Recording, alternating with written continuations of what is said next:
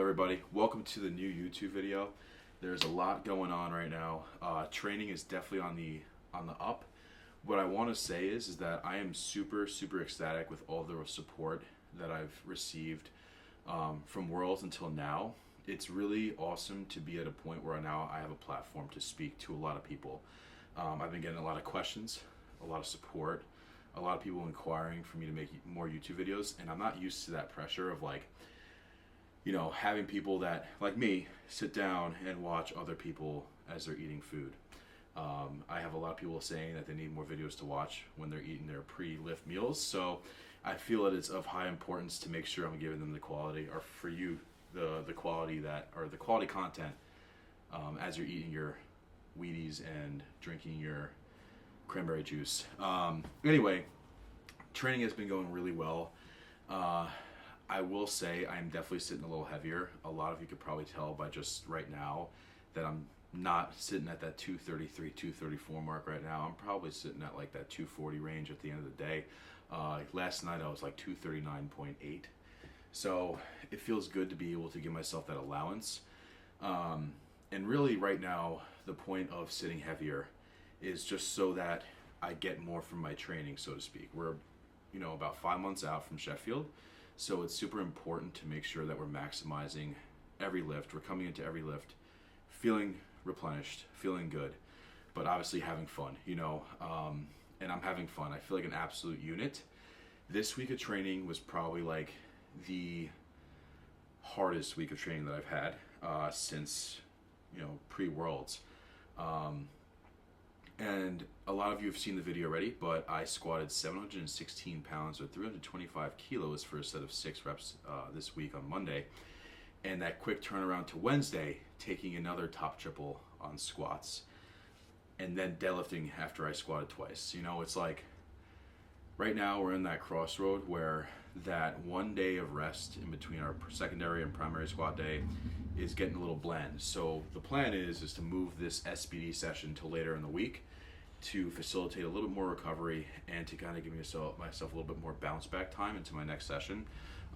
This is a split that I've been doing for like 3 years now, and it's worked. But I think now pushing into different territories of strength, I think that it's necessary to push this day back. And it was my coach's idea, so thanks, John. Anyway, meat and potatoes. Again, like I said this before, the support that I've been receiving is just incredible. I am so thankful for every single one of you, and it's corny because a lot of people say that, but truly I've never felt the support, and I just want to use my platform in the best way that I can. So anyway, right into it. So this video right here was 716 pounds for 6 reps. Crazy set. This is probably my best squat to date ever, I think. Technique was on point, control was on point, strength was on point. Everything just felt super dialed. My last one was like 628 pounds. So to really kind of finesse a set and take a bigger jump from my last warm-up is a good sign. I don't need to be taking a 684 pound last warm-up for a 716 pound squat. I feel like that's just more counterproductive for me, but everyone to each their own, But yeah, amazing set, as you can see. I was pumped. I mean, that set was like, it took me out because I had back-offs after that, obviously, and the back-offs were sets of 8.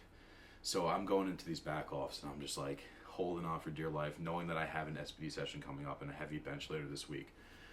But we make good decisions, right? So getting into it, my top triple on squats was 750 pounds, which wasn't the ideal range at the beginning of the block that I wanted to fall in, but with how fatigued I was coming into this session, I mean, 1 red felt like garbage, 3 reds was worse, 4 reds I was like, okay, I'm gonna crumble. So to be able to come in and hit that set with poise is a really good sign.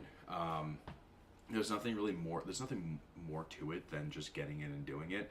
So 750, although it wasn't my ideal top desired weight, you gotta know when to pull it back, and that's what we did there.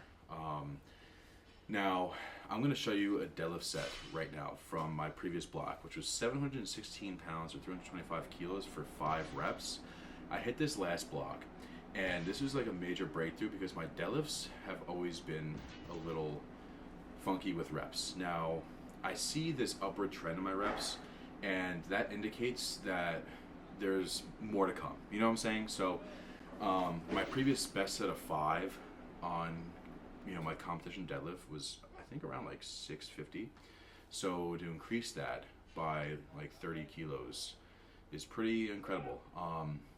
But obviously, like watching the set, the flow was on point. The hype. I mean, I came into that just with like gung ho mentality. But yeah, it was a great set. So now, kind of flash forwarding to this session, I wanted to show you the difference in terms of how I was moving. I only took 727 for a set of 3, but because of how hard I pushed my secondary squat day this block, I knew that it was going to be a hassle coming into these deadlifts. I actually took 595 pounds for a single. And when I tell you that it barely, how do I put it? Like, it moved well, right, from an outside viewpoint. But for me, I was at that point where, like, if it didn't come off the floor, it wasn't coming up, So I went from 595, or 270 kilos, right to 727 pounds. And I knew that was it for the day. However, I did, even though it didn't move as snappy, it wasn't like in that groove, I did feel like I had a couple more kilos in the tank and probably could have went to 340 or 749, 50 pounds. But again, there's no reason to, Obviously, my deadlifts are on a good point right now, and with this extra day of recovery for these next sessions, it's gonna be awesome. It's much needed, because I want to start seeing my expressions of strength more so in my primary days as we get closer to Sheffield. And so right now is pushing the secondary days. It's pushing the extracurricular work. It's getting bigger, getting stronger, eating a lot. I'm not really tracking right now. I'm just making sure that I hit my protein caps for the day. And that's about it. Carbs, just used to fuel. Fats. But that's about it, So 727. I also hit a 485 pound bench press this block for 4 reps for my secondary bench day. And it moved rather well. And once I hit this set, I kind of knew that the double I had anticipated for this block was easily there. Now, going right into this double, 240 kilos or 529 pounds for 2. Now, people say, okay, he's put up 260 in training, he should be able to do this, right? It makes sense. But it's one thing to, to say it, that it's there, but then to do it.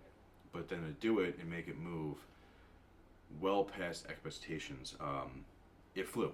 And as you're seeing, it's just like, the control, the descent, the pauses were clean. Like, everything about it was clean. There was no sort of breakdown, and there was no sort of hesitation or anxiety with the actual hold in my chest. So I was really pumped about that, because at the end of, in the past, I've had sessions where I would literally touch and go because I was not comfortable with pauses, and that just comes down to my standard, Obviously, there are a couple of programming standpoints that we adjusted, but nothing too much in terms of split and in frequency. But it came down to my standard and how I was pressing and treating my pressing movements, and I would cheat my pauses. So in January of this year, for that qualifier meet, I hit a 540 pound bench press single, but it was touch and go, and I go to the meet and I barely get 512 off my chest, because I get a longer hold and I get a longer pause. And obviously I'm sitting low body weight. So all 3 of those factors were just not it. But obviously taking the time to really just up that standard and to do my due diligence and lock in that standard and technique, we're now seeing that benefit, right? We're seeing that threshold to where now bench is starting to skyrocket and the standard continues to get better. So I'm really happy about that. So plans for the next coming weeks, obviously just to keep training. We're going to adjust our programming a little bit. There's an interesting tactic that my coach kind of has for this next week going in that we have never done before, but I know we're kind of pivoting into a new sector of training, which is why the schedule is probably a little different than it was. But I'm still working on that questionnaire. So I did a Q&A on my Instagram story like a month ago now. And after this video is released, the next project to get done and out is that Q&A. So if you're watching this video and you're like, where's that Q&A? It's almost done. I just want to make sure I give the time to everyone that asks a question, because realistically, I feel that everyone deserves to have their questions answered. And I know that I've asked questions on polls for people to do Q&As and they sometimes don't get answered. So I just want to make sure that everyone's being answered, whether I even, like, I'm thinking about grouping the questions into, into like an image, and then just explaining off the consensus of that general question. I just want to come on here, let you all know I'm doing good. I am working on some interesting content projects for YouTube, and I also am ordering a new mic. My DJI mic broke, so I gotta get a new one. And once I get that, then we'll be able to do sort of like the actual in the video, you're watching me warm up, train, do my thing, going through thoughts and whatnot. But I wanted to hop on, give you guys a video, show you how my training's going. I've been posting more so than not in the past, but obviously as we get into like prep, there are going to be things that are probably hidden. And I think for me, it's not so much that I want to just gatekeep from my competition. It's more so I don't want any sort of social pressure. Now, a lot of people are like, oh, stop gatekeeping. Like, it's whether you gatekeep or not, whatever happens on the platform happens. And that's absolutely true. But now you have, now my following has gone up a lot. I just don't want any noise. I like to go into my vault, stay in my vault, train hard, focus on my session day in and out. And that's it. I don't need any sort of social influence or potential pressure. Even though I'm good at blocking it out, it's just like, why have it if I don't need to have it? And I think it makes it more fun for you all, because you see my off season kind of as training, right? You get these numbers in your head thrown around, and I go on the platform and it kind of builds suspense. So I'm kind of just giving you guys my plan here. Maybe I should have kept that anonymous, but anyway, thanks for tuning into this video. I know it wasn't really the most action packed, but again, all of you have been so supportive, and it makes me proud to make these videos. I genuinely get this sense of pride, and it's more than just making a YouTube video, right? Or making content. It's now there are people that are in my shoes where I was 5 years ago, 4 years ago, where I didn't know where this was going to take me. I didn't know if I could be this or that. And I try, my goal is to show you all that I'm just a normal person. Meeting people and talking to them, people are almost kind of blown back by this idea that I'm just a normal dude. And realistically, I am. You come up to me, you want to talk, I will give you that ear. Anyone could attest to that. I will absolutely talk. If you want a picture, people were nervous to ask me for pictures and stuff like that at Worlds. And I think they were kind of just shocked when I was like, yeah, get in, because that's the person I am. I like that. So I'm open arms. I feel like we're all in this same boat. Everyone's got goals in this sport, right? And why not help others elevate, right? We want the sport to be on a bigger platform and a bigger stream. We want it to be more mainstream. Why make it hard for individuals to reach out? So me being in my position and being a world champion now, I want to bring everyone in, and that's just kind of the person I've always been. So anyway, without that little bit of a tangent, thanks for tuning in. Like, comment, subscribe. The Instagram right here to see my daily story post or my training, because I'm going to be a little more active than not. So yeah, I'll see you all in the next one.